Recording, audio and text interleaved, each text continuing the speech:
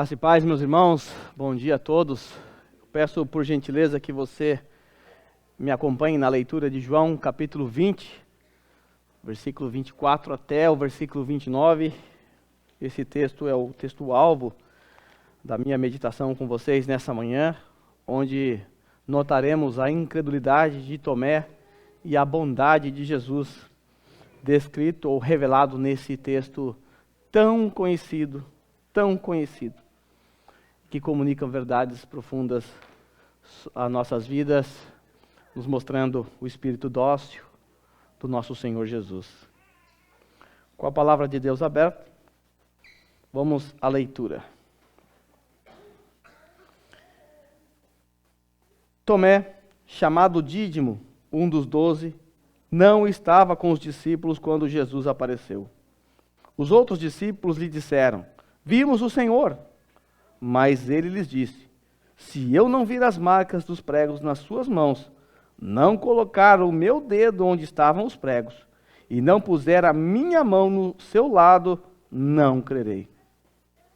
Uma semana mais tarde, os seus discípulos estavam outra vez ali, e Tomé com eles. Apesar de estarem trancadas as portas, Jesus entrou, pôs-se no meio deles e disse: "Paz seja com vocês." E disse a Tomé: "Coloque o seu dedo aqui, veja as minhas mãos. Estenda a mão e coloque-a no meu lado. Pare de duvidar e creia." Disse-lhe Tomé: "Senhor meu e Deus meu." Então Jesus lhe disse: "Porque me viu, você creu? Felizes os que não me viram e creram." Pode tomar o seu assento.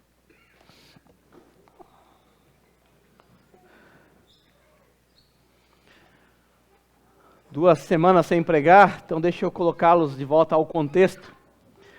Quero lembrá-los que nós estamos ainda no dia da ressurreição de Jesus, no dia em que o nosso Senhor ressurgiu dentre os mortos. E esse dia foi marcado por aparições. Nós vimos que foi um dia intenso, do comecinho da manhã, ou quase de madrugada, até o final desse dia. E o nosso texto ainda acontece, metade do nosso texto acontece ainda nesse primeiro dia. O que aconteceu nesse dia? Nós somos lembrados de que aquelas mulheres, Maria Madalena e algumas mulheres, foram ao sepulcro logo pela manhã, o sol estava ainda nascendo. O objetivo delas? Preparar o corpo de Jesus conforme o costume judaico. Mas elas, chegando lá, não encontraram Jesus a princípio, viram a pedra removida, pensaram que alguém tinha roubado o corpo de Jesus, até que o Senhor se revelou àquelas mulheres. Elas contam para os discípulos, Pedro e João saem correndo, chega lá no sepulcro, vê a pedra removida, mas não vê Jesus. Então chega à conclusão de que isso parecia loucura e não dava para acreditar na história daquelas mulheres.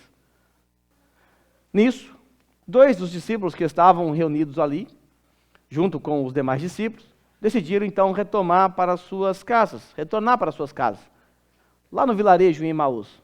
Pegaram a estrada, quase 13 quilômetros, e foram embora.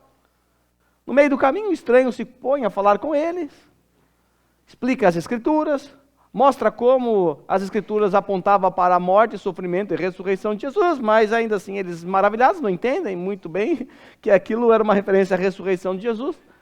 Até que chegando lá no vilarejo em Emaús, o Senhor, ao entrar na casa, comendo com eles, parte o pão e os olhos deles foram abertos, e eles então perceberam que era Jesus. E aí Jesus desaparece. Eles então saem dali, vão correndo de volta para Jerusalém, para contar para os demais discípulos, afinal, que boa notícia, Jesus realmente ressuscitou, e a história das mulheres é verídica. Eles estão felizes, eles correm, quando chegam lá, contam para os discípulos que não haviam acreditado nas mulheres, agora também não acreditam nos 2 discípulos de Emaús, e continuam incrédulos ali, até que o Senhor Jesus resolve resolver esse problema. O Senhor Jesus aparece, entra naquele recinto onde eles estavam, com as portas trancadas. Eles imaginaram que era um espírito, mas eles depois perceberam que era Jesus. E assim o Senhor remove a tristeza do coração deles. Só que há um detalhe muito importante no nosso texto. Dos 12 discípulos, só estavam ali 10. Um é Judas Iscariotes, que a essa altura já tinha tirado sua própria vida, e o outro era Tomé, que não estava aqui. Agora, não me pergunte por que Tomé não estava aqui, ele não me falou. Eu não sei, então não tem como falar para vocês. Mas Tomé não estava aqui. Pode ser que tenha saído para comprar alguma coisa, pode ser que tenha ido resolver algum problema, não sabemos. O fato é que Tomé vai chegar depois da saída de Jesus. Então, Tomé não estava ali quando Jesus apareceu. É isso que você precisa ter na sua mente. Naquele domingo, Tomé não viu Jesus. E aí o versículo 24 diz isso. Ora, Tomé, um dos 12, chamado Dídimo, não estava com ele quando Jesus veio. Dos 10, Tomé não estava ali. Tomé era o único que não estava presente ali naquele dia. Aliás, dos 11, ele era o único que não estava ali. Tomé é uma figura muito conhecida. E essa história que eu estou estudando com vocês é uma das histórias mais conhecidas. Até mesmo aqueles que não são cristãos conhecem essa história. Porque Tomé, ele ficou popular por uma característica. E eu tenho certeza absoluta que se eu pedisse para você agora me definir Tomé com uma palavra, você diria incrédulo. Tomé, eu sei quem é, aquele que precisou ver para crer. Inclusive, é assim que nós usamos também para atestar a nossa incredulidade algumas vezes. Quando alguém conta uma história a lá pescador para você, historinha de pescador, você diz assim, eu sou que nem Tomé, hein? Eu tenho que ver esse negócio aí para acreditar, não dá para acreditar nessa sua história não. Quando eu era criança, eu escutava minha mãe falando isso, mas não tinha a menor noção de quem era o tal do Tomé. Eu achava que era alguém lá do bairro. Mas essa história é muito conhecida, e Tomé ficou estigmatizado, ou conhecido como aquele que não teve fé, aquele que duvidou, aquele que não creu. E eu acho que esse apelido para Tomé, de incrédulo, é totalmente injusto. Depois vocês vão entender por quê. Então Tomé ficou conhecido como um exemplo negativo. Por isso, coitado do Tomé. Coitado do Tomé. Agora, olha para o texto. Note a parte que está destacada para vocês em vermelho. Tomé e Dídimo. Tomé, também chamado Dídimo. Quando nós estamos estudando um texto, as palavras importam. Os significados importam. O que significa Tomé? Porque hoje nós conhecemos Tomé como um incrédulo. Mas como Tomé era conhecido naquela época? Tomé era conhecido como Tomé, ou como Dídimo. Mas o que significa Tomé? Tomé vem do aramaico, e essa palavra significa gêmeo. Mas Tomé é chamado Dídimo. E Dídimo significa o quê? Dídimo significa gêmeo, só que do grego. Então nós temos no texto, ora, gêmeo, um dos 12, chamado gêmeo. Nós temos uma repetição aqui no nome de Tomé. Ele era o Tomé, nome que seus pais provavelmente deram, por ele ter nascido junto com outro irmão. E ele ficou conhecido também no mundo grego, como Dídimo, que é uma maneira de chamá-lo também de gêmeo. Agora, é verdade que nós não sabemos nada sobre a vida de Tomé, sabemos muito pouco sobre a vida desse homem. Sabemos que pela tradição ele foi servir como missionário na Índia e tudo mais, mas sobre a vida desse irmão de Tomé, se ele estava vivo, se ele acreditava em Jesus, nós não sabemos, e também isso pouco importa para a nossa história. Só sabemos que era assim que ele era conhecido. E eu pego um gancho aqui para dizer a todos vocês que estão aqui, que de alguma forma, em certo sentido, nós somos também como Tomé. Nós somos irmãos gêmeos de Tomé. Em um certo sentido, nós somos semelhantes a Tomé como os irmãos gêmeos são. Nós sabemos que os gêmeos idênticos, conhecidos como univitalíneos, são aqueles que são gerados quando um único óvulo, após fecundado por um espermatozoide, se divide em dois, resultando assim em dois bebês com a mesma genética. E por possuir o mesmo DNA, nascem idênticos. Bom, eu posso dar um exemplo para vocês na prática. Nós temos as gêmeas, a Emily e a Nicole, que até hoje buga a nossa cabeça. A gente chama uma de Emily, ela fala, não sou Emily, eu sou a Nicole. Elas bugam a nossa mente porque elas são exatamente iguais, idênticas. Difícil até de perceber. E eu ainda estou aprendendo. Sempre tenho 50% de chance de acertar e eu erro. Nós percebemos que elas são idênticas, mas quando você convive com elas, você percebe que elas são idênticas e ao mesmo tempo diferentes. Diferentes na maneira de ser, nos gostos, nas preferências. Por isso, de certa forma, elas são parecidas e diferentes ao mesmo tempo. São iguais, porém diferentes. Até me lembrei de uma música, eu sou diferente igual a todo mundo, é mais ou menos isso. Dessa forma, nós somos idênticos a Tomé em um certo sentido. Nós nos assemelhamos com Tomé em um certo sentido, apesar de sermos diferentes em outros sentidos. Mas no que nós somos idênticos ao nosso irmão Tomé? Nós somos idênticos ao nosso irmão Tomé no que compete à sua incredulidade. Somos igualzinho Tomé. Certamente, se nós estivéssemos ali, provavelmente faríamos a mesma coisa que Tomé. Eu preciso ver, eu preciso saber se isso é verdade, porque Tomé corria o risco. 2 riscos Tomé corria. De ser verdade e ele não crer, ou de ele crer e ser mentira. Veja, não é tão fácil assim, não. Alguém está contando uma história, você não sabe se é verdade, você não viu. Ou você acredita e aquilo depois é uma mentira, ou você se dá mal. Ou você deixa de acreditar e aquilo é verdade, você também se dá mal. Então não é uma situação fácil. Mas antes de falar da nossa semelhança com Tomé, eu quero mostrar para vocês um outro ponto. Tomé, quando ele chega naquela casa, os discípulos tinham acabado de ver Jesus.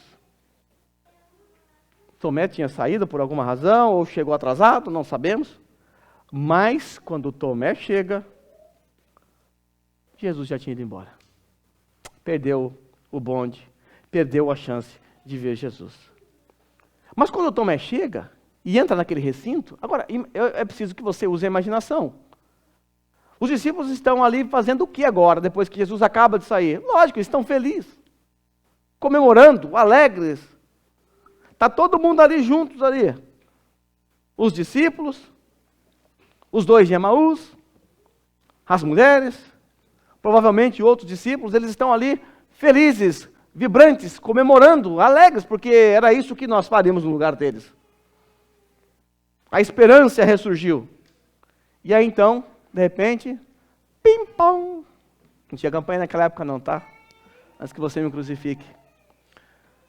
Aí a porta estava trancada, estavam com medo dos judeus no texto passado, agora também estava trancado, não sei se estavam com medo ainda, mas estava trancado.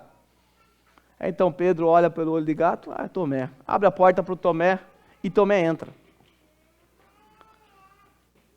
O que você acha que os discípulos falaram para Tomé? Se você é um dos 10, o que você falaria para Tomé ao ele entrar no recinto?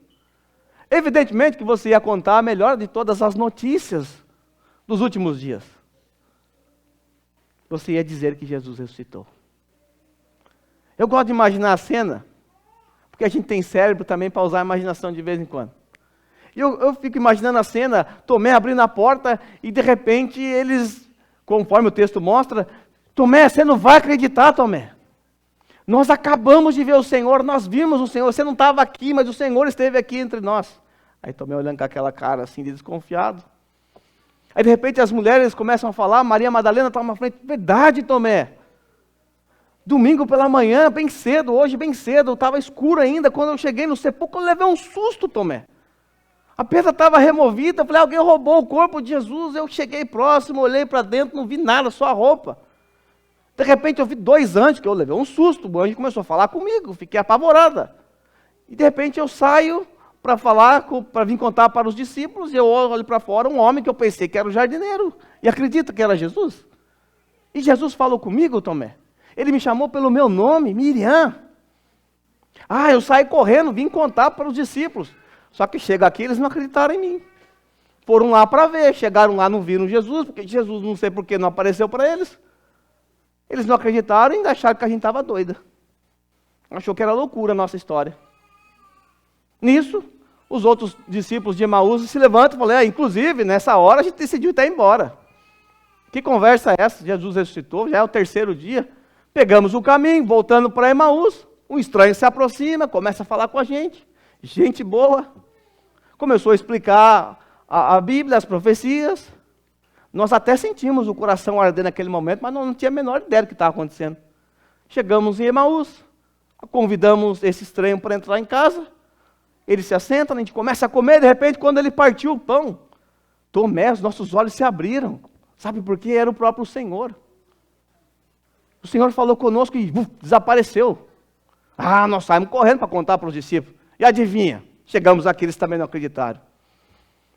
Até que o Senhor Jesus resolveu aparecer para eles. Aí Tomé está desconfiado de tudo isso. Será mesmo que é verdade?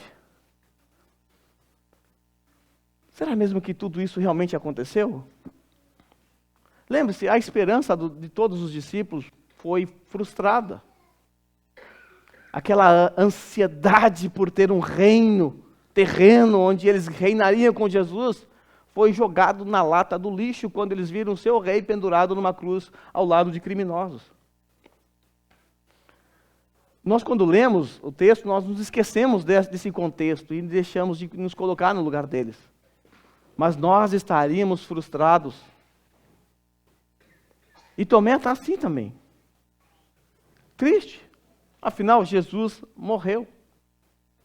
E quando ele ouve que os discípulos viram Jesus, ele reage. Note a reação dele na parte B do versículo 25. Mas ele respondeu, Tomé aqui respondendo, se eu não vir nas suas mãos o sinal dos cravos, e ali não puser o dedo, e não puser a mão no seu lado, de modo algum acreditarei. Vocês estão falando que viu, mas eu não vi. E veja que as exigências de Tomé são mais do que ver. Ele não se satisfaz apenas em ver Jesus. Eu preciso colocar as mãos nas feridas de Jesus. Nas suas mãos e no lado que foi traspassado pelo soldado romano. E ele é enfático. Se nada disso acontecer, se eu não puder tocar, se eu não puder ver, de modo algum, crerei. Talvez você seja rápido, assim como eu já fui. Você seja rápido em condenar Tomé pela sua incredulidade. É muito fácil para a gente pensar assim, Tomé, seu cético, cabra miserável. Como é que você pôde não acreditar na ressurreição de Jesus? Rapaz, tu conviveu 3 anos com ele. Ele falou que o templo seria destruído, reedificado em 3 dias. Ele estava falando da sua ressurreição. Você deve se lembrar, Tomé, que na noite em que Jesus foi traído, ele disse que ia morrer, que convinha que ele morresse. Na verdade, quando ele estava para ir para Jerusalém, ele falou tudo o que ia acontecer. Que ele ia ser entregue nas mãos dos gentios. Seria morto e ressuscitaria no 3º dia. Como é que você não pôde acreditar nisso, Tomé? Era para você e os demais estarem na porta do sepulcro no domingo pela manhã. Tomé, nem sei por que Jesus escolheu você, seu incrédulo. Talvez seja fácil para nós olharmos para o coitado do Tomé com essa visão. E é assim que as pessoas retratam o coitado do Tomé às vezes. Mas lembre-se de que, em certo sentido, nós somos parecidos com esse nosso irmão gêmeo. Nós somos parecidos com o Tomé. Porque mesmo convertidos, porque Tomé era um discípulo de Jesus. Tomé cria em Jesus. E mesmo convertido, teve que lidar com a sua incredulidade. De igual forma, nós, os convertidos, hoje também lidamos com o pecado da incredulidade. Às vezes nós pensamos que o pecado da incredulidade é pecado somente dos ímpios. O ateu que não crê em Jesus, ele é incrédulo. Mas esse é um pecado também presente no povo de Deus. Presente na vida dos crentes. Há muitas biografias de grandes homens do passado que relatam que passaram por momentos sombrios, onde tiveram que lidar com a incredulidade. Eu sei que Tomé ficou estigmatizado como incrédulo. Mas quando nós olhamos para os demais discípulos, eles também foram incrédulos. Eles também foram incrédulos. Ou seja, não há diferença entre Tomé e os demais discípulos, porque os demais discípulos também não creram quando ouviram. Só creram quando? Quando viram. Mas Tomé ficou estigmatizado por ser incrédulo, porque a sua história é única e fala somente dele e cita seu nome. Mas não há diferença. Não há diferença. Agora, é importante que a gente tenha em mente que a incredulidade persegue o povo de Deus. Basta você ler a história do Antigo Testamento, por exemplo. Note a história do povo de Israel. Olha a história do povo no deserto. Eles viram o poder de Deus, viram o mar se abrir, foram alimentados por Deus, mas quando estão para entrar na terra prometida, são incrédulos, não creem nos espias. E pagaram caro por isso. Se você continuar lendo a história do povo da antiga aliança, você vai perceber que a incredulidade estava sempre presente no povo. A incredulidade persegue o povo de Deus e nos persegue também. Porque nós podemos, assim como nosso irmão gêmeo, Tomé, sermos também incrédulos. Há duas formas de incredulidade que eu quero pontuar para vocês. A primeira forma é aquela incredulidade assumida. É aquela incredulidade onde o indivíduo chega para você: eu não creio no seu Deus. Para mim isso é historinha para boi dormir. Eu não creio nisso. Eu não quero nem saber, pastor. Vai falar de Deus para mim aqui não, que eu não creio nisso. Isso é incredulidade assumida. Mas existe o que eu chamo de incredulidade velada, que é aquela incredulidade que está presente na vida do crente. Nós afirmamos que cremos em Deus, nós não negamos que Deus existe, mas na prática, vivemos como se Deus não existisse. Vivemos como um incrédulo, como se toda a verdade que professamos não fizesse sentido para nós na prática. Por exemplo, nós cremos que Deus é soberano e tem um controle sobre todas as coisas, não é verdade? Todos nós aqui cremos nisso. Claro que cremos, senão você não é nem cristão. Deus tem um controle absoluto sobre todas as coisas. Então, por que nós nos desesperamos quando as coisas saem do nosso controle? Se nós sabemos que não está no nosso controle, e está no controle de Deus, e nós louvamos a soberania de Deus, afirmação teológica, Deus é soberano, mas quando as coisas acontecem fora dos nossos planos, nós nos desesperamos por quê? Nós não cremos de fato que Deus é soberano? É isso que eu chamo de incredulidade velada. Nós cremos que Deus é o nosso provedor, não é? Ele prometeu que ia cuidar dos seus filhos, que não ia deixar faltar o essencial para a nossa sobrevivência. Nós cremos nisso? Não cremos? Claro que sim. Então por que nós andamos ansiosos por coisas que estão fora do nosso controle? Coisas que não dependem de nós. Por que nos desesperamos? Por questões que não dependem de nós. Nossa incredulidade. Todos nós aqui cremos que a igreja de Cristo ela é triunfante, que ela triunfa, vai triunfar. Nós temos a convicção de que Jesus, a igreja vai vencer os seus inimigos, porque a igreja de Cristo, conforme está escrito em Mateus 16. Nós sabemos que ali é dito que as portas do Hades não prevalecerão contra a igreja. Nós cremos nisso, porque está aqui na palavra de Deus, não é verdade? Se nós cremos nisso, por que nós nos desesperamos com as notícias do noticiário? Porque entramos em desespero quando percebemos que o mundo está uma bagunça. Quando percebemos que provavelmente estamos numa guerra agora comercial e que está afetando o mundo todo, que vai talvez cair seu serviço. Por que nós nos desesperamos quando tudo começa a apontar para um caminho ruim? Por quê? Se nós cremos que a igreja vai triunfar, mesmo passando por todas as dificuldades, as perseguições, como sempre passou ao longo da história. Nós afirmamos que cremos em Cristo, não é verdade? Mas nós, por vezes, vivemos como se Jesus Cristo nunca fosse voltar. Na verdade, às vezes pensamos até que é melhor que Ele não volte, porque eu ainda não terminei meus planos aqui. Ainda não terminei meus cursos, ainda não me formei, não alcancei a profissão que eu queria, não casei. Então é melhor esperar Jesus me esperar para não voltar. Isso é incredulidade. Outro exemplo, a Bíblia diz que o Evangelho de Deus é o poder para a salvação de todo aquele que crê, não é verdade? Nós cremos nisso, não é? O Evangelho de Deus não é o poder para a salvação de todo aquele que crê? Se nós cremos nisso, por que então nós não pregamos o Evangelho para as pessoas que estão à nossa volta? Por que nós desperdiçamos as oportunidades que Deus nos dá? Por quê? Nós temos em nossas mãos o remédio, a cura para o pecado. e nós não oferecemos às pessoas? Será que nós de fato cremos que o Evangelho é poderoso para salvar as pessoas? Nós também cremos que pertencemos ao reino de Deus. Mas por que então vivemos para o nosso próprio reino? Nós cremos que o sacrifício de Cristo é suficiente para remover de nós toda a culpa do pecado. Como cristãos, professamos essa verdade.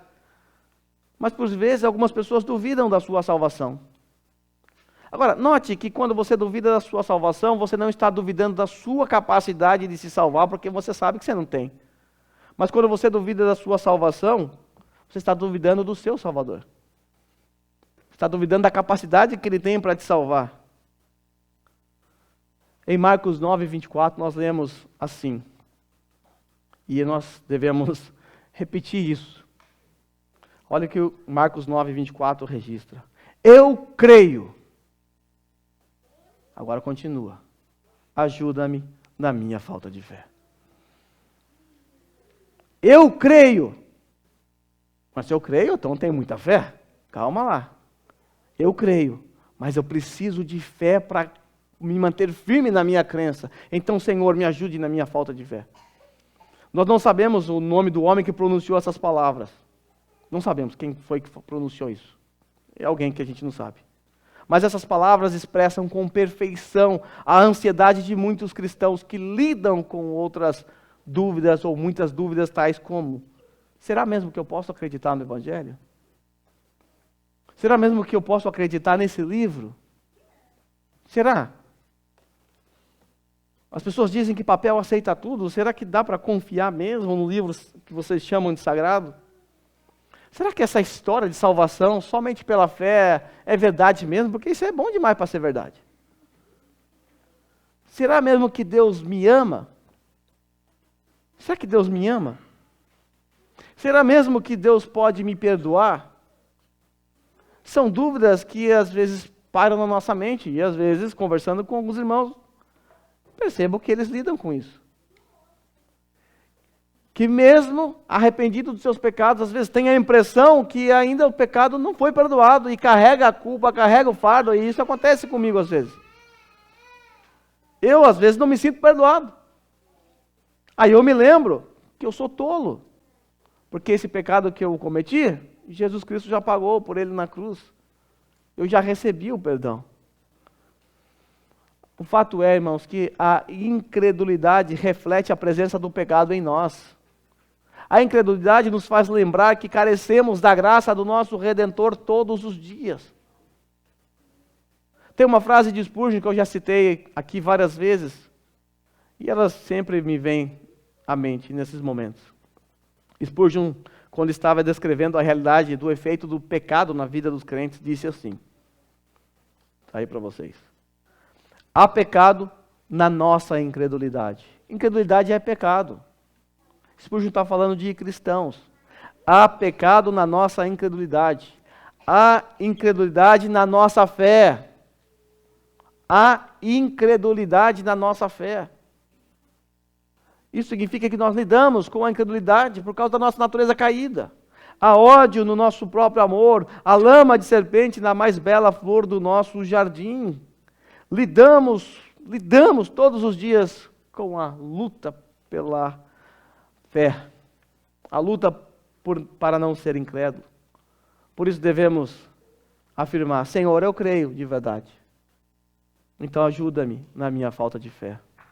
E que o Senhor nos ajude realmente a lidar com a nossa incredulidade. Assim, irmãos, nós terminamos então o primeiro dia da ressurreição. Você achou que eu estava terminando o sermão? Eu já estava levantando, né? Primeiro dia da ressurreição do nosso Senhor Jesus Cristo. Os discípulos, com exceção de Tomé, viram o Senhor ressurreto, se alegraram, festejaram, mas o Tomé não viu, saiu.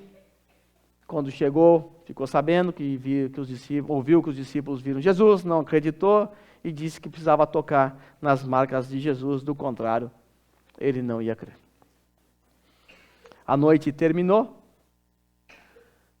cada um voltou para sua casa. Tomé foi embora carregando a incredulidade, a incerteza e a dúvida sobre tudo aquilo que ele ouviu. E eu não queria estar na pele de Tomé, carregando tudo aquilo que ouviu em sua mente. Mais uma semana depois, 7 dias depois, a incredulidade de Tomé vai ser dissipada e vai dar lugar à alegria indizível. Porque o Senhor vai fazer a mesma coisa que fez com os demais discípulos. Inclusive, vai se revelar da mesma forma, exatamente igual. Veja o versículo 27. Nessa versão que está aqui, eu coloquei ela de propósito, porque pode ser a sua versão. Passado 8 dias. A maneira do judeu contar o dia é diferente da nossa, tá? Então, 8 dias seria como 7 dias para nós. Então, Jesus apareceu para os discípulos no domingo, no outro domingo ele apareceu para os demais discípulos, inclusive para Tomé. Passados 8 dias, estavam outra vez ali reunidos os seus discípulos, e agora o detalhe, e Tomé com eles. Estando as portas trancadas, veio Jesus, pôs-se no meio deles, e disse-lhes, paz seja convosco. Se você guardou, ou se você lembra de como foi a aparição de Jesus aos discípulos, você vai perceber uma grande semelhança com o que a gente está vendo. Primeira semelhança, as portas estavam trancadas. Quando Jesus se revelou aos 10 discípulos, as portas estavam trancadas e Jesus apareceu ali, tanto é que eles pensaram que era um espírito. E aqui a mesma coisa acontece. Tomé vai receber a mesma medida que os demais discípulos. Vai se apresentar a ele da mesma forma que se apresentou aos discípulos. Vai ser exatamente igual. As portas trancadas, Jesus aparece, se põe no meio deles e diz, a paz seja convosco. Exatamente como Jesus fez da outra vez. A paz seja convosco. Quando eu estava meditando nessa passagem aqui para preparar esse sermão, uma questão me veio à mente nesse momento. Por que o Senhor esperou uma semana para se revelar a Tomé? Por que você acha que Jesus demorou esse tempo? Você sabe? Sabe por que Tomé teve que esperar uma semana? Vocês não sabem? Ninguém que sabe? Sério mesmo? Ninguém que sabe? Tudo bem, eu também não sei. Não sei. Só sei que é bom para Tomé. Se o Senhor se demorou da ótica humana para se revelar a Tomé, é porque o Senhor sabia que isso era bom para Tomé. Eu não sei a razão. Mas o que me chama a atenção ao ler esse texto é a maneira como Jesus age. A maneira como Jesus age, ele não está preocupado com o nosso cronograma. Ele não está nem aí com a nossa agenda. Não está nem aí com os nossos planejamentos. O Senhor tem a sua própria agenda. E quando a gente olha para um texto como esse, era muito fácil de Jesus remover a incredulidade do Tomé. Era só ele não ter saído, e Tomé chegou, nossa, Jesus. Acabou o problema. Ou Jesus sumiu, Tomé apareceu, Jesus aparece de novo. Aqui, Tomé, estou aqui. Mas o Senhor esperou por uma semana. Uma semana. Deixou Tomé ali, mastigando tudo aquilo que ele ouviu, por uma semana. Sofrendo, com certeza. Nisso tudo, nós somos lembrados que o tempo do Senhor nem sempre é o nosso tempo. Nem sempre. Nós somos o tipo de pessoas que queremos que as coisas fluam no nosso ritmo, na nossa pressa. Nós vivemos numa época de apressados, nós queremos tudo muito rápido. Tudo muito rápido. Mas Jesus não está nem aí com o nosso ritmo. Ele não se importa porque ele tem o ritmo dele. Ele tem a maneira dele de tratar os seus filhos. É verdade que, a maioria das vezes, Deus não vai realizar os nossos planos. Eu sou um coach ao contrário, me perdoe. Mas Jesus não vai realizar todos os nossos planos, e graças a Deus por isso. Porque os nossos planos são egoístas. Nossos planos não levam em conta o reino de Deus, na maioria das vezes. E Ele vai frustrar os nossos planos. E agradeça por isso. Porque você é lembrado que os planos dele são melhores do que o nosso. E ainda bem. E ainda bem. Mas algumas vezes o Senhor vai responder às nossas orações. Só que nem sempre vai ser rápido. Nem sempre a resposta vem no dia que você está precisando. Você precisa da resposta ali na hora. Senhor, por favor, me dá uma iluminação aqui, eu preciso saber o que eu preciso fazer com essa situação.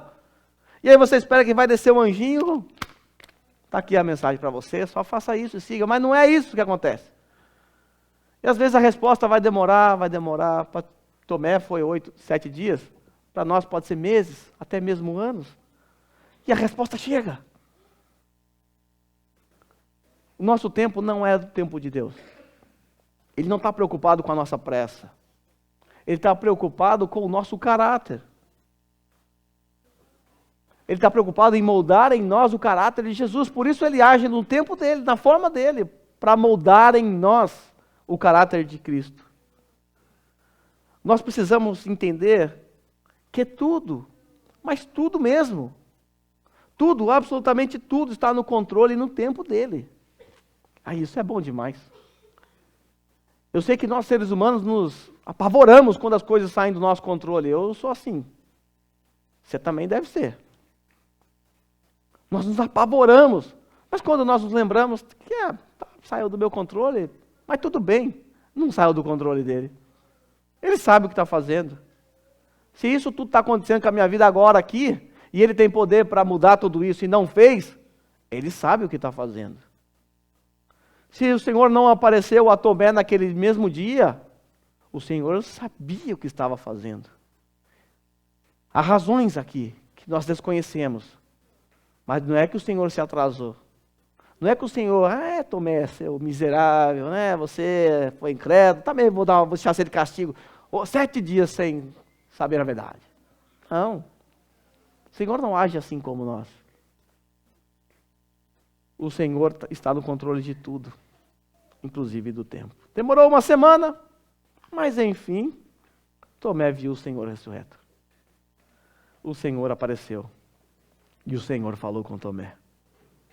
O que será que o Senhor falou com Tomé? Versículo 27. E logo disse a Tomé, e logo, assim que ele apareceu, ele disse, a paz seja convosco. Em seguida ele já fala com Tomé. Por quê?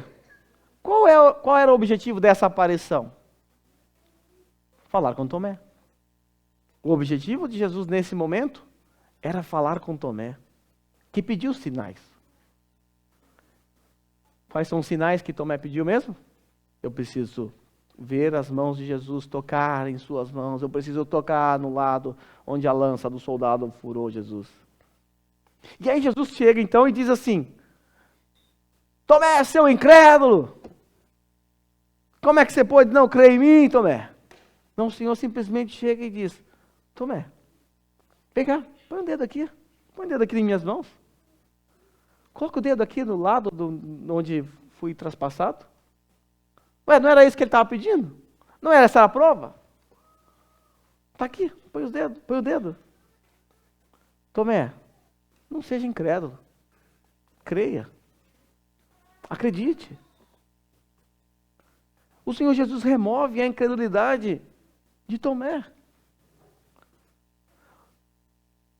O Senhor não repreendeu Tomé de maneira nenhuma. O Senhor forneceu a ele provas que ele pediu. Provas que ele pediu. Esse texto, irmãos, comunica muito mais sobre Jesus do que sobre Tomé.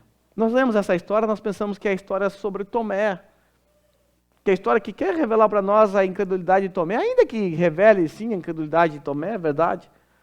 Mas nesse texto, assim como nos demais textos das aparições de Jesus, esse texto também está comunicando o espírito dócil do nosso Senhor.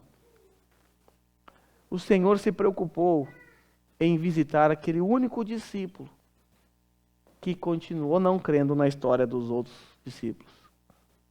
E o Senhor, com o seu amor, se apresenta a Tomé e remove do seu coração as incertezas, as dúvidas e a frustração. E dá a ele agora uma alegria renovada, uma esperança renovada. Você já parou para pensar como ficou a cabeça de Tomé durante aquela semana? Imagine se fosse com você. Tomé pode ter experimentado um monte de sentimentos, emoções. Emoções tais como, será mesmo que Jesus está vivo? Será que meus colegas de fato viram Jesus? Ou será que eles estão inventando tudo? E se for verdade e eu não acreditar? E se for mentira e eu acreditar numa mentira? Veja que não é fácil a situação do nosso companheiro Tomé. Mas o Senhor é tão bom. É tão bom que preparou um dia exclusivo só para se revelar a ele, assim como fez com os demais. Esse foi o dia do Tomé, onde percebemos o carinho de Jesus, o amor de Jesus por seu discípulo. Ele foi ali só por causa desse discípulo. Enquanto eu estava refletindo sobre isso, me veio à mente algo que aconteceu comigo, lá para o ano de 2006, por aí. Estava no seminário, e por alguma razão, era difícil eu faltar, mas por alguma razão que eu não lembro, eu faltei numa aula do seminário. Mas tudo bem, você podia faltar uma que não dava problema. Faltei nessa aula. E o professor, que também era o diretor do seminário, morava em Suzuka, nessa época, e ele me liga e agenda um dia para ir na minha casa dar aula só para mim. Ele foi lá só para dar aula. Ele saiu lá de Suzuka, ele não precisava nem dar aula, eu não me prejudicou em nada, mas eu percebi nele e senti isso dele, um carinho, um amor. Porque ele estava dedicando o seu tempo para visitar apenas um aluno que perdeu uma aula. E Jesus fez a mesma coisa com o Tomé. Ele poderia ter se revelado naquele mesmo dia junto com os demais, já resolveu, colocou tudo num saco, já aparece para todo mundo, já estou tranquilo, não preciso me preocupar mais com esses aqui. Mas o Senhor não fez assim. E uma semana depois, vai lá visitar o Tomé para dar a ele uma grande lição. Desse modo, meus irmãos, esse texto fala muito mais do espírito dócil do Senhor do que da incredulidade de Tomé. Bem, o Senhor está diante de Tomé, apresenta as evidências. Tomé nem toca em Jesus, né? Ele disse que era necessário tocar, mas ele nem precisou tocar em Jesus, e o texto mostra que realmente não tocou. Suas mãos, Jesus após mostrar as suas mãos e o seu lado, Tomé não toca, e Tomé então reage a isso. Qual foi a reação de Tomé? Veja como Tomé responde. Ele exclama, Senhor meu e Deus meu. Senhor meu e Deus meu. A seguir o Senhor Jesus disse, porque você me viu, creu? Né? Você não disse que precisava tocar, agora você só viu e creu? Bem-aventurados que não me viram e creram. Mas veja a reação de Tomé. O que Tomé faz quando ele percebe que aquele que está na sua frente é Jesus? Ele exclama, ele faz uma confissão, Senhor meu e Deus meu. Agora, qual é o teor dessa confissão? O que ele está confessando aqui? Tomé está claramente confessando a divindade de Jesus. Senhor meu e Deus meu. Olha que interessante, quando nós olhamos lá para Apocalipse capítulo 4, versículo 11, nós temos aquele relato dos 24 anciãos lá de Apocalipse 4, e eles, após lançarem suas coroas aos pés do trono de Jesus, eles clamam assim, Tu Senhor e Deus nosso. Mesma expressão lá de Apocalipse, que nos arremete à divindade de Jesus. Nos arremete à divindade de Jesus. Tomé estava chamando Jesus de seu Deus, de seu Senhor. E é interessante que o Senhor Jesus não o repreendeu por chamá-lo de Deus, porque de fato ele é Deus. Ele é Deus. Apesar da clareza desse texto, a seita das testemunhas de Jeová, quando olham para esse texto, dizem, e também pode ser que você pense nisso, dizem que Tomé, nesse momento da história, na verdade, ele usou a mesma expressão que nós usamos no dia a dia, porque nós brasileiros, infelizmente, violamos o terceiro mandamento. Sabe aquela expressão de susto? O carro quase pegou você e fala, meu Deus! Ou dá alguma coisa errada, meu Deus do céu! uma expressão de susto, espanto. Agora, deixa eu dizer para vocês, Tomé era um judeu. E ele jamais usaria o nome de Deus em vão, dessa forma como nós fazemos, por violar o terceiro mandamento. Tomé era um judeu. Ele estava claramente assumindo que Jesus Cristo é Deus.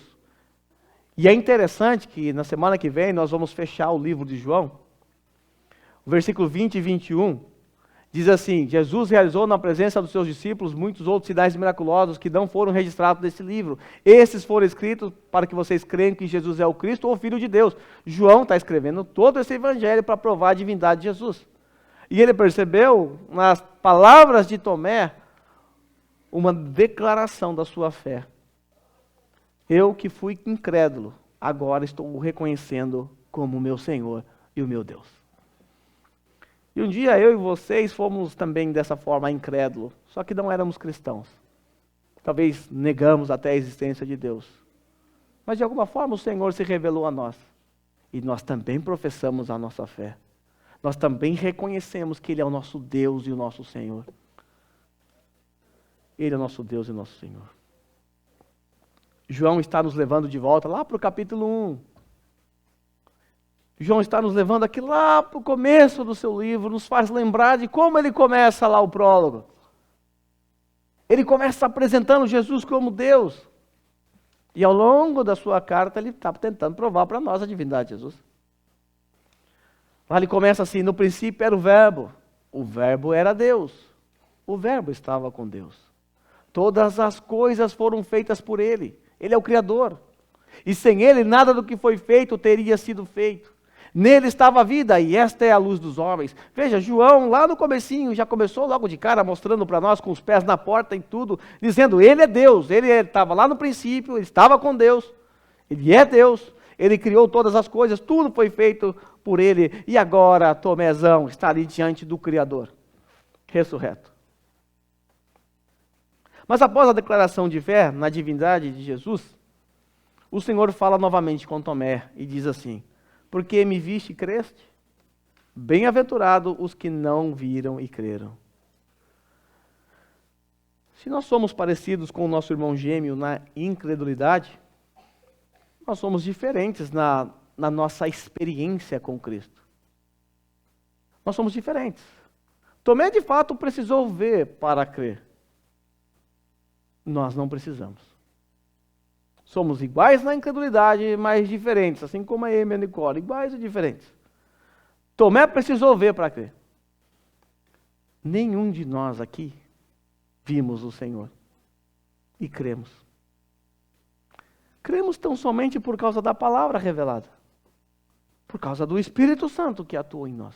Portanto, de acordo com Jesus, nós, os que estamos aqui hoje, somos bem-aventurados, porque não vimos o Senhor, mas cremos mesmo assim.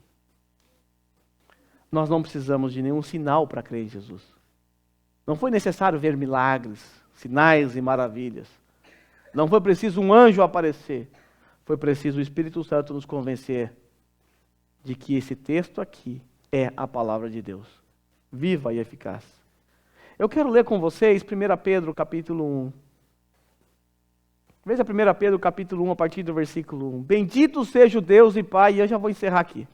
Bendito seja o Deus e Pai de nosso Senhor Jesus Cristo, conforme a sua grande misericórdia. Ele nos regerou para uma esperança viva, por meio da ressurreição de Cristo dentre os mortos, para uma herança que jamais poderá perecer, macular-se ou perder seu valor. Herança guardada nos céus, para vocês que, mediante a fé, são protegidos pelo poder de Deus, até chegar à salvação, prestes a ser revelada no último tempo. Nisso vocês exultam, ainda que agora, por um pouco de tempo, devam ser entristecidos por todo tipo de provação. Assim acontece para que fique comprovado que a fé que vocês têm, muito mais valiosa do que o ouro que perece, mesmo que refinado pelo fogo, é genuína e resultará em louvor e glória e honra quando Jesus Cristo for revelado. Agora preste atenção como Pedro termina. Pedro termina assim: mesmo não tendo visto, vocês o amam. E apesar de não o verem agora, creem nele e exultam com alegria indizível e gloriosa, pois vocês estão alcançando o alvo da sua fé, a salvação das suas almas. Mesmo não tendo visto, mesmo vocês não terem visto Jesus Cristo, mesmo assim vocês o amam. Vocês o amam. Apesar de vocês não estarem vendo Jesus agora, vocês creem nele. E segundo Pedro, ele diz que vocês exultam com alegria indizível. Nós temos uma alegria indizível. Mesmo não tendo visto, não vê Jesus aqui agora. A nossa alegria é indizível e gloriosa. E segundo Pedro, nós estamos alcançando o alvo da nossa fé. Qual é o alvo da nossa fé? A salvação das nossas almas. Nós já vimos o quanto a doutrina da ressurreição é importante para a fé cristã. Ela é fundamental para a nossa fé. E a doutrina da ressurreição, ela deve ser proclamada por nós também. Nós não podemos nos esquecer dessa doutrina jamais, porque ela fez parte da proclamação das boas novas por parte dos apóstolos. Quando nós lemos Atos capítulo 2, versículo 32, aqueles discípulos disseram: Deus ressuscitou esse Jesus e todos nós somos testemunhas desse fato. Atos 3,15, vocês mataram o autor da vida, mas Deus o ressuscitou dos mortos e nós somos testemunhas disso. Atos 10, 39 a 41, nós somos testemunhas de tudo o que ele fez na terra dos judeus e em Jerusalém, onde o mataram suspendendo no madeiro. Deus, porém, o ressuscitou no terceiro dia e fez que ele fosse visto, não por todo o povo, mas por testemunhas que designara de antemão, por nós que comemos e bebemos com ele depois que ressuscitou dos mortos. E há outros textos em Atos que refletem essa realidade. Nós, como filhos de Deus, não podemos nos esquecer que o nosso Senhor ressurgiu dentre os mortos. E mesmo não o vendo, nós só cremos porque assim Ele quis. Ele, através do Espírito Santo, operou em nosso coração e nos fez perceber o brilho do nosso Senhor.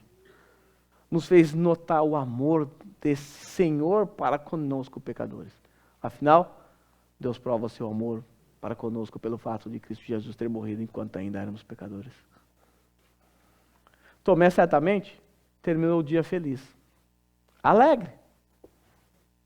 Afinal, ele viu Jesus e era verdade a história dos discípulos. E nós também podemos terminar esse dia, esse sermão, também com o mesmo espírito de alegria, com a mesma gratidão, porque o Senhor não se preocupou somente com o Tomé, Ele se preocupou com cada um de nós, porque de alguma forma Ele se revelou a nós. E agora nós sabemos que o nosso Senhor não é um Senhor preso no madeiro, não é um Senhor que apodreceu numa sepultura, é um Senhor que ressuscitou em glória. E Ele está aqui, e foi e é o motivo da nossa adoração. Não é motivo para ter uma alegria indizível, como Pedro disse? Claro que é. Então que brote do nosso coração gratidão, amor pelo Senhor, porque Pedro diz que nós não vimos, mas amamos. Espero que seja verdade isso sobre nós. Nós o amamos, porque Ele é o nosso Deus e o nosso Senhor. Curva a sua cabeça.